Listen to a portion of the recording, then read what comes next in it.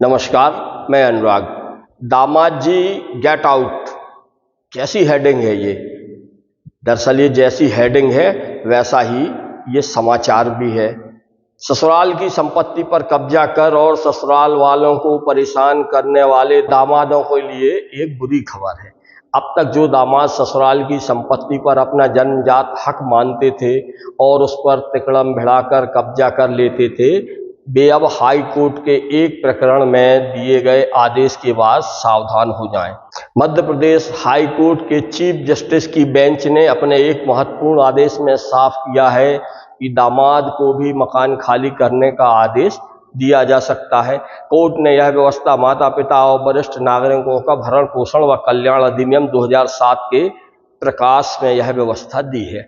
इस मामले में यह जानकारी निकल कर आई है कि दामाद ने जिस तरह की सुविधा देने के बदले और बुजुर्ग ससुर का ध्यान रखने के बदले में जो वादे किए थे वह उनसे बाद में साफ मुकर गया और परेशान करने के लिए नित नए नए पैंतरे आजमाने लगा। ससुर की कमाई से बनाए गए मकान में कब्जा भी कर लिया। इतना ही नहीं, ससुर की बेटी यानी अपनी पत्नी के निधन के बाद दामाद ने दूसरी शादी भी कर ली।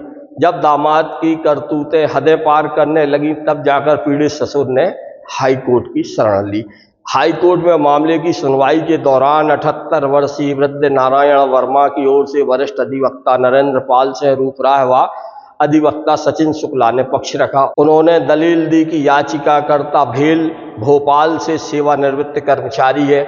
उन्होंने अपनी पुत्री ज्योति व दामाद दिलीप मरमठ को अपने राजधानी भोपाल स्थित मकान में रहने की अनुमति दी थी, जिसके बदले में उन्होंने वृद्ध का ख्याल रखने का भरोसा दिलाया था। हाई कोर्ट को बताया गया कि विवाह के 22 वर्ष उपरांत वृद्ध नारायण वर्मा की पुत्री ज्योति का निधन हो गया।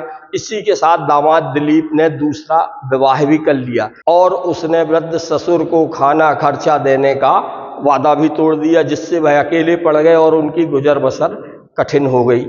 कानूनी सलाह के आधार पर वृद्ध नारायण वर्मा ने माता पिता और वरिष्ठ नागरिकों का भरण पोषण व कल्याण अधिनियम के अंतर्गत आवेदन पेश कर दिया, जिस पर सुनवाई करते हुए संबंधित अधिकारी ने वृद्ध के पक्ष में आदेश भी सुना दिया और आदेश में दामाद को मकान खाली करने का निर्देश दिया था। दामाद दिलीप ने उस आदेश के विरुद्ध कलेक्टर के समक्ष अपील दायर कर दी। कलेक्टर ने भी उक्त अपील को निरस्त कर दिया, लिहाजा दामाद हाई कोर्ट चला आया।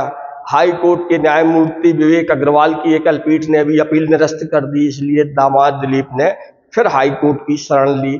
दामाद दिलीप ने हाई कोर्ट में एकल पीठ के समक्ष अपील दायर कर मकान खाली करने का आदेश निरस्त किए जाने पर बल दिया।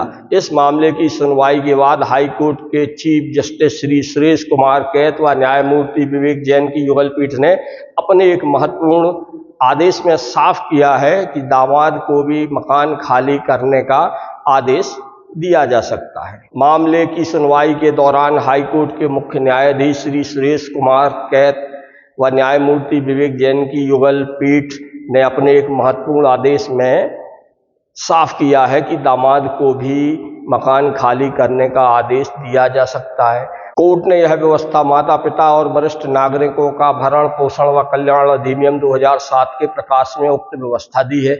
इस मामले में आए आदेश के बाद समान प्रकृति के अन्य पीड़ित वयोवृद्धों को भी राहत मिलने का अब रास्ता साफ हो गया है। हाई कोर्ट ने सभी तर्क सुनने के बाद अपने आदेश में कहा कि माता पिता और वरिष्ठ नागरिकों का भरण पोषण व कल्याण अधिनियम के अंतर्गत दामाद को ससुर के मकान से निष्कासित करने का प्रकरण सुनवाई के योग्य है।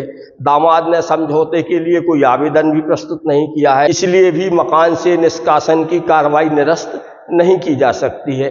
इस मामले में एक अन्य कानूनी बिंदु यह भी है कि प्रीमिसिव ट्रांसफर अर्थात अनुज्ञेय स्थापना स्थानांतरण भी संपत्ति हस्तांतरण अधिनियम के तहत स्थानांतरण ही है।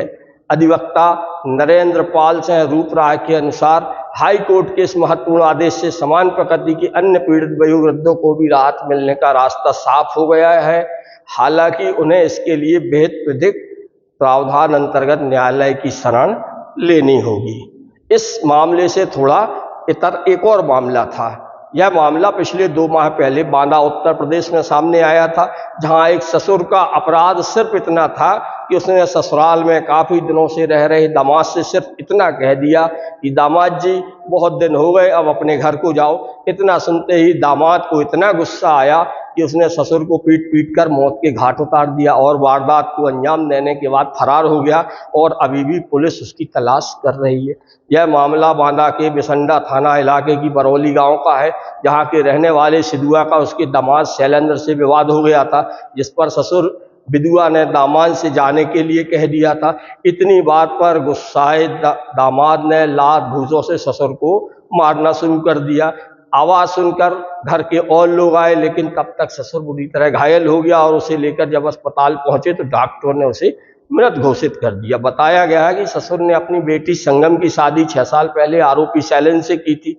शैलेंद्र अपने घर में पत्नी को प्रताड़ित करता था, जिससे उसकी पत्नी मायके आ गई थी और पिछले 3 साल से मायके में रह रही थी। आरोपी शैलेंद्र 20 दिन पहले कार्यक्रम में ससुराल आया था और तब से वह वहीं रह रहा था। ससुराल वाले दामाद से बेटी को ले जाने की बात कह रहे थे और दामाद उसे ले जाने से मना कर रहा था। बस इसी बात को लेकर ससुर और दामाद में विवाद हुआ और शराबी दामाद ने ससुर के साथ वारदात को अंजाम दे दिया। बहरहाल हाईकोर्ट के आदेश के बाद ऐसे और भी मामले न्यायालय के सामने आ सकते हैं और फिलहाल इस मामले पर हाई कोर्ट के रुख ने उन दामादों यानी लल्लाओं के लिए खतरे की घंटी बजा दी है और मैसेज दे दिया है कि सावधान दामाद जी, कभी भी हो सकते हैं आप गेट आउट। नमस्कार, मैं अनुराग।